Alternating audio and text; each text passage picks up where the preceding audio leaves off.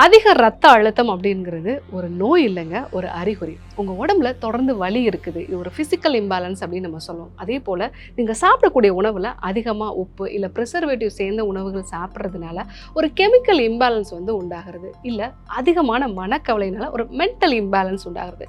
இந்த இம்பேலன்ஸோட ஒரு அறிகுறியாக தான் உங்களுக்கு ரத்த அழுத்தம் அதிகமாக இருக்குது.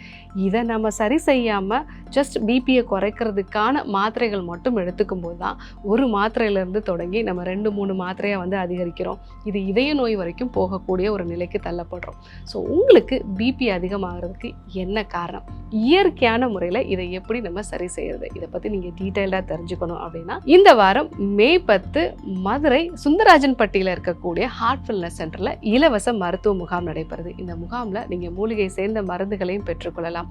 உங்களோட உடல் தன்மைக்கு ஏற்ற மாதிரியான டயட் சார்ட்டும் யோகா பயிற்சிகளையும் சொல்லிக் கொடுப்பாங்க.